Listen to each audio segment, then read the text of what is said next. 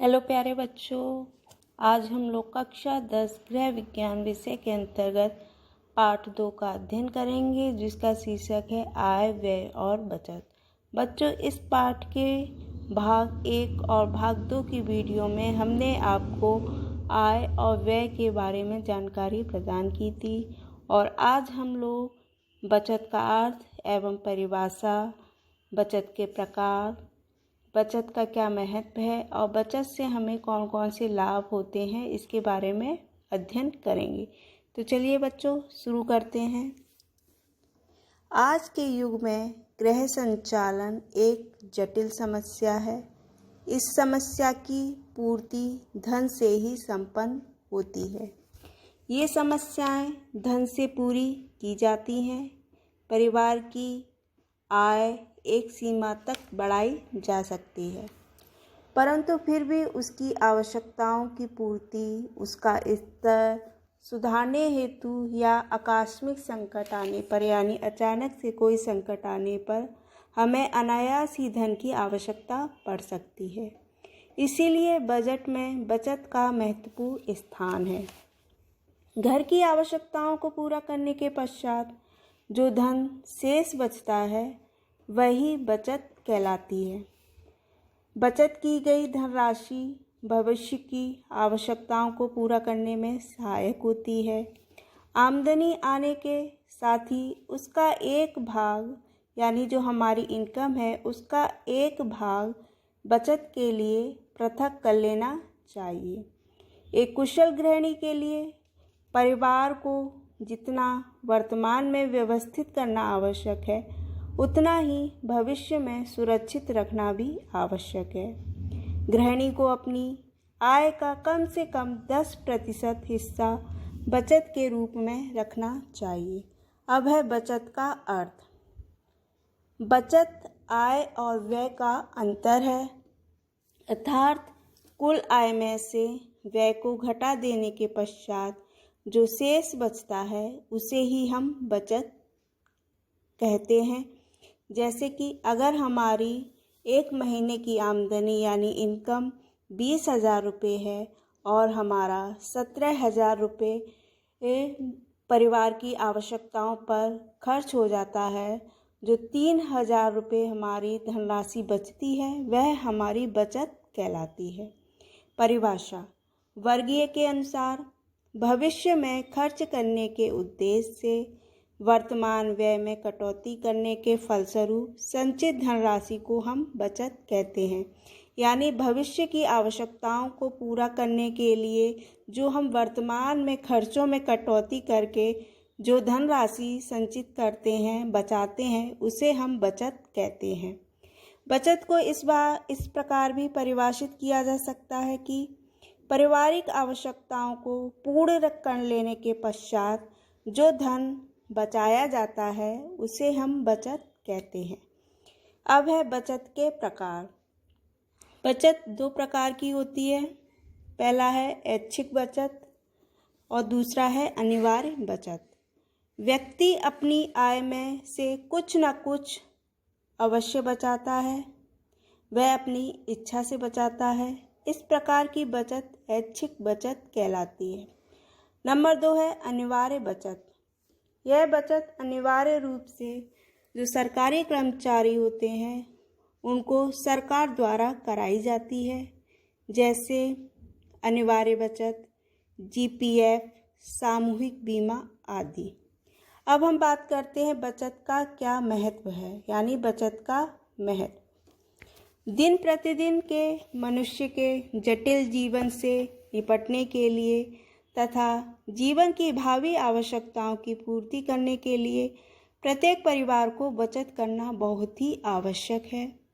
कुछ आवश्यकताएं मनुष्य के जीवन में आकस्मिक होती हैं, यानी अचानक से आ जाती हैं, अनिश्चित होती हैं और इन आवश्यकताओं की पूर्ति हमें तत्काल करनी पड़ती है। उदाहरण के लिए जैसे अचानक व्यक्ति के गंभीर रूप से बीमार पड़ने पर, गृह निर्माण में, बच्चों की उच्च शिक्षा के लिए, विवाह इत्यादि के लिए। इस प्रकार की आवश्यकताओं को केवल प्रारंभिक बचत के माध्यम से ही हम पूरा कर सकते हैं। निम्नलिखित परिस्थितियों में बचत का महत्व बढ़ जाता है। पहला है पारिवारिक आय कम होने में सहायक। कई बार किन्हीं कारणवश परिवार की आय में कमी आ जाती है, जैसे नौकरी छूटने पर, व्यापार में घाटा आने पर, रोगग्रस्त यानी बीमार होने पर। ऐसी परिस्थिति में परिवार की जो बचत है, आवश्यकताओं की पूर्ति उनकी बचत के द्वारा ही करनी पड़ती है। नंबर 2 है शारीरिक असमर्थता में सुरक्षित रखने में सहायक। कभी कभी अचानक दुर्घटनाग्रस्त होने पर, कोई गंभीर बीमारी होने पर वृद्धावस्था में व्यक्ति असहाय हो जाता है, निर्बल हो जाता है और कार्य करके अपना धनोपार्जन नहीं कर सकता है।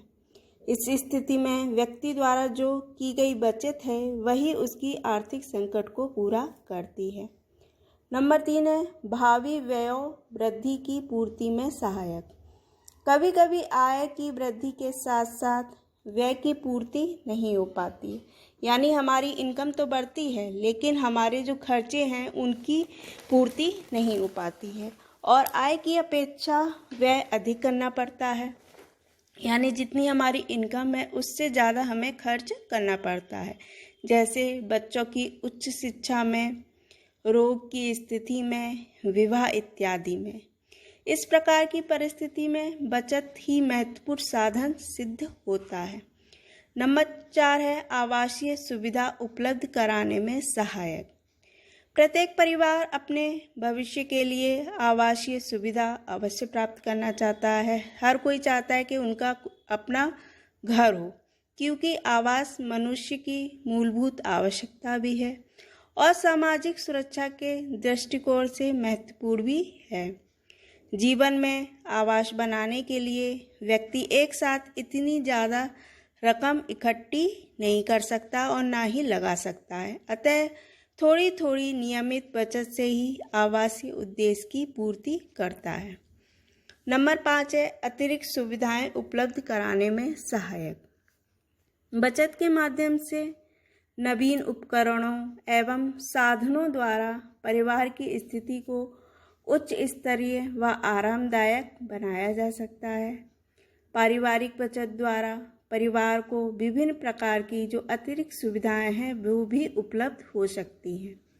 नंबर 6 है राष्ट्रीय योजनाओं के संचालन में सहायक। नियमित पारिवारिक बचत किए जाने से राष्ट्र की प्रगति एवं समृद्धि पर भी पर्याप्त प्रभाव पड़ता है। पारिवारिक बचत को राष्ट्रीय विनियोग एवं बचत योजनाओं में लगाने से सरकार की आर्थिक स्थिति मजबूत हो सकती है। इसके फलस्वरूप विभिन्न प्रकार की जो महत्वपूर्ण राष्ट्रीय परियोजनाएं हैं उनका संचालन कर पाना भी संभव होता है। नंबर 7 है अवकाश काल के सदुपयोग में सहायक। प्रत्येक परिवार अपने अवकाश काल को पूर्ण आनंद और उत्साह से बिताना चाहता है। अवकाश में परिवार की इच्छाओं एवं मनोरंजन स्वरूप किसी तीर्थ स्थान पर जाना, किसी रमणीक स्थल पर यात्रा का कार्यक्रम बना लिया जाता है। इस कार्यक्रम को रोमांचक स्वरूप बचत प्रावधान में से दिया जा सकता है। परिवार के सदस्य अतिरिक्त बचत से ही मनोरंजन साधनों की पूर्ति कर सकता है। नंबर 8 है सामाजिक प्रतिष्ठा बढ़ाने में सहायक। कई बार व्यक्ति को अपने परिवार की सामाजिक प्रतिष्ठा बनाए रखने के लिए अतिरिक्त धन का व्यय करना पड़ता है, यानी खर्च करना पड़ता है, जिसकी पूर्ति नियमित पारिवारिक बचत के द्वारा ही संभव हो जाती है। नंबर 9 है धनोपार्जन करने वाले व्यक्ति की मृत्यु होने पर सहायक। किसी भी परिवार में धनोपार्जन करने वाले व्यक्ति की अचानक मृत्यु हो जाती है तो परिवार को धन के अभाव का सामना करना पड़ता है, यानी आर्थिक तंगी का सामना करना पड़ता है। परंतु नियमित रूप से की गई बचत परिवार के सदस्यों की आर्थिक पूर्ति करने में सहायक होती है। अब है बचत से लाभ। बचत से निम्नलिखित लाभ हैं। पहला है भविष्य के आकस्मिक संकट में सहायक। किसी प्रकार का संकट, कठिन बीमारी, नौकरी छूट जाना आदि के समय इसी धन से काम चलाया जा सकता है। नंबर 2 है पारिवारिक उत्तरदायित्व को निभाने में सहायक, जैसे बच्चों की उच्च शिक्षा, विवाह आदि का प्रबंध बचत से होता है। मकान खरीदना, कार आदि लेना भी बचत द्वारा ही संभव होता है। नंबर 3 है वृद्धावस्था में सुरक्षा। वृद्धावस्था में बच्चों पर आर्थिक दृष्टि से निर्भर या आश्रित नहीं रहना पड़ता है। नंबर 4 है आश्रितों की सहायता। परिवार में किसी सदस्य की मृत्यु हो जाने पर या नौकरी छूट जाने पर या कोई अन्य संकट आने पर उसे तथा उसके परिवार को सहायता दी जा सकती है।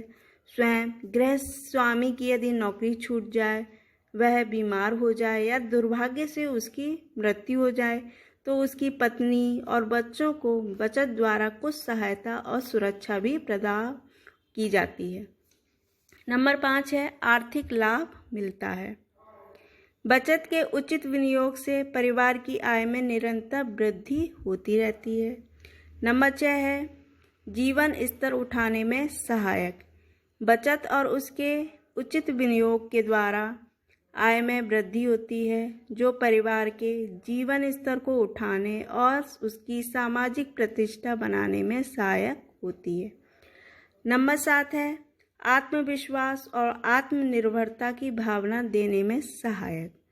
जब बचत के रूप में कुछ धन व्यक्ति के पास एकत्रित हो जाता है यानी इकट्ठा हो जाता है, तब उसमें एक प्रकार से आत्मविश्वास की भावना आ जाती है और वह अनुभव करने लगता है कि यदि भविष्य में दुर्भाग्य से कोई दयनीय स्थिति आ भी जाए तो वह अपने इस धन द्वारा उस परिस्थिति का सामना कर सकता है।